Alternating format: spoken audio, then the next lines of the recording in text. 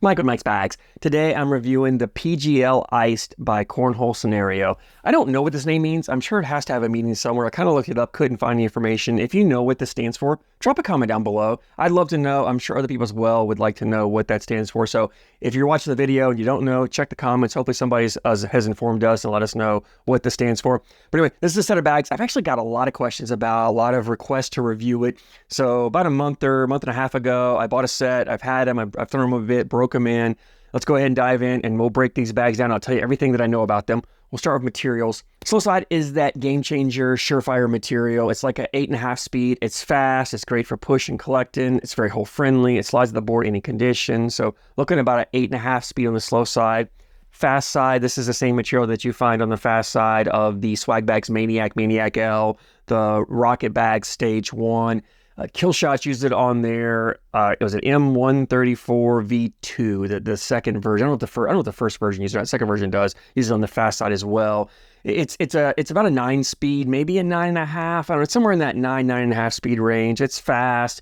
It's very hole friendly as well. It slides the board in condition. It's very similar in speed to the slow side. In fact, if you watch here, you'll start every now and then I'll flip the bags over and I'll throw a few frames with the other side to show you, and you'll see the speeds play very close together. It's really almost a 1-speed bag. And so while you're watching, if the yellow side's up, I'm throwing the slow side of the bag, the surefire side of the bag. If the orange side is up, I'm throwing the fast side of the bag, which is the Swag Bags Maniacs fast side, for those that want to keep track and kind of watch here. But again, speeds are about 8.5, 9 speed, 8.5, 9.5 speed on this bag. Now, I'm aware that Cornhole Scenario lists this as a 10, 11 speed bag. And I just want to take a moment here and talk about speeds. Speeds are very subjective. There's no set standard scale out there that says this is how you rate speeds. Everybody has their own speed scale. For me, my speed scale is on a scale of 10. 1 to 10 is my speed rating. I don't have an 11 on my scale. Cornhole Scenario obviously has an 11, so they're going 1 to 11, maybe 1 to 12, I don't know. But if you calibrate that down, so, you know, let's say this is 8.5, 9.5, or just for the sake of argument, let's say this is an 8, 9 speed bag, just to make numbers easy. 8, 9 on my scale. If Cornhole Scenario is using a 1 to 11 scale, then that makes this bag that they call a 10, 11, and actually 9, 10 on my scale, not that far apart. If they're using a 1 to 12 scale, then it actually makes this an 8, 9 speed, which is what I'm calling it. So our speeds, even though we're giving it a different number, doesn't mean we're necessarily rating it differently. You just have to you can't take speeds from one company or one person and necessarily just immediately translate it directly to another company's or another listing out there. We all have our own scale, so there's no set standard. So when I'm rating bags, you can calibrate your scale to me. For example, if you've thrown a surefire, you throw the fast side of a surefire and you think that's a 10 speed, I call it an 8.5 speed. You now know anything that I call an 8, 8.5 speed is probably going to be more like a 10 on your scale for you. And that's how you can calibrate it, right? If you've thrown the fast side of this PGL-ICED and you think it's an 11, I'm calling it about a 9, 9.5, then you know anything that I call a 9.5 is an 11 on your scale. And you can translate that over. And that's one reason why I always give you comparable materials to help you calibrate your scale or the scale of that company to other companies. So other companies use this game changer surefire material. If Cornhole Scenario calls it a 10, then anywhere else you see other companies that are using this material, and if they call it an 8 or a 9 or some of them maybe call it a 10 as well, you can calibrate the scales between the companies and figure that out. So just because a company rates a speed different than me, I'm not saying they're wrong. We just have different scales. Don't come at me. Don't drop the comments down below that I'm wrong. This is my speed scale, my speed rating. So I just want to get that out there.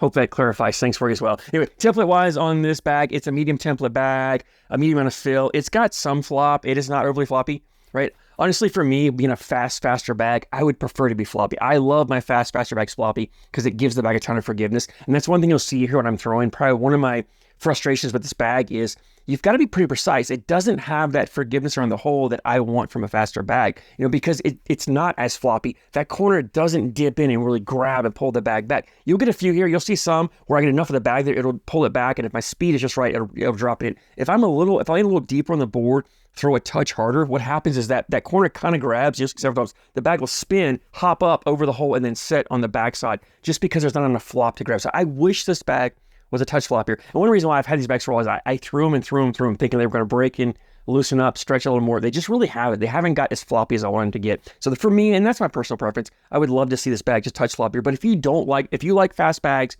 and you don't like floppy, you're probably going to like this bag. The fill in here is also, it's 100% flat fill. It's that thicker flat fill in these bags, which gives the bag some forgiveness on landing, but in reality, a bag with this speed, you don't really need that. You're like, this is a bag, just speed alone. You could put all beads in this bag. It's not really going to bounce or kick on you. There's no kick to this bag, so you don't have to throw a flat bag. So with the speeds of the bag and that flat fill, very forgiving, very soft landing. It's going to hit and just run straight whatever direction you're throwing. It's not really moving side to side. Definitely not a bag that you're cutting, rolling, flopping. It's not a shot shaping bag. This is a slide in the hole, push through any messes on board, or air mail over. It's pretty straightforward. That's what you got there on that. These bags are also ACL stamped. Let's go and jump in, talk about playability on these bags, and it's a very straightforward bag. Like as I mentioned, it's a bag you're running bags in the hole with. You're putting your 4 bags in. You're outscoring your opponent. Someone throws a blocker, you're pushing through it, or you're air milling over it, and you're not really getting cute. This is not a bag that you're trying to play a get around game. It's not a bag you're trying to cut, not a bag you're trying to roll or flop. It just doesn't really have it. Again, if you can roll a bag, you can roll any bag, but to roll this bag, you're going to be on the advanced level. To throw a cut, even for cuts, because the bag is so forgiving and soft landing, I really couldn't get any cut, any movement out of it. Now, to be fair, this is not a bag that fits my throw. I don't like these super fast bags because I like to have control. I play more of a control style game. I don't mind throwing faster, and I've thrown fast bags and had success with them. You know, the B3 Ranger, the Southwest Hex, the Swag Bags Ruby. You know, those are 3 bags that I've thrown faster on the scale. Not quite as fast as this one. They have a little bit more control on the slow side, but faster. And I still threw them really well. My problem with this bag, I think, is again, because it doesn't have the flop, it doesn't have that forgiveness. It's a bag that requires you to be very accurate in your landing.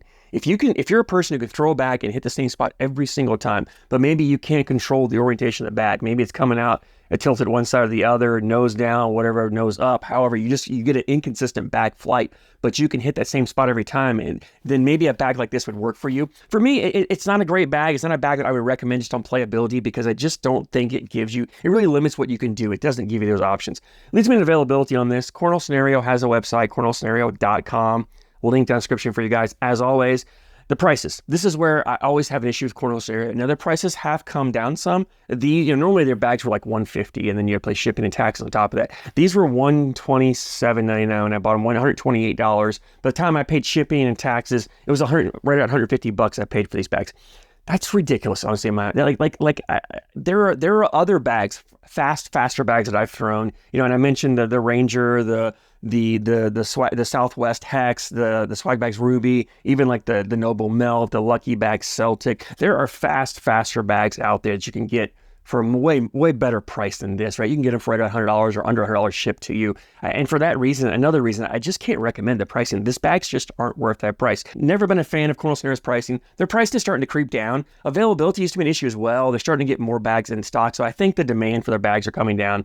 People are realizing maybe the pricing isn't really, that the bags aren't worth what they're charging for them. So maybe in the future, their bags will come down to a more reasonable price because, you get these around $100 shipped to you. Then maybe they're a little bit worth to take a chance because they are a little bit of a different style bag if you really want to try something like that. If you've thrown these bags, drop a comment down below. Let me know what you like, what you don't like. Always love hearing you guys' opinions. I'm okay if you disagree with me. If you like these bags or your favorite bags, you can drop a comment. Let me know. I'm not going to get upset. We can have a discussion, but we can always agree to disagree, right? We don't always have to be on the same page. Just because I don't like a bag doesn't mean you don't have to like a bag. And that's kind of why I try to do my best I can when I do these reviews to break the bags down. So even though maybe I don't throw it very well, like I did here, you still can see the bag and maybe go, you know what? Your throw is different than mine, and maybe you'll have success with this bag. So drop a comment down below if you've thrown them. I'd love to hear your thoughts on these bags. I thank you so much for your support, and I thank you for watching.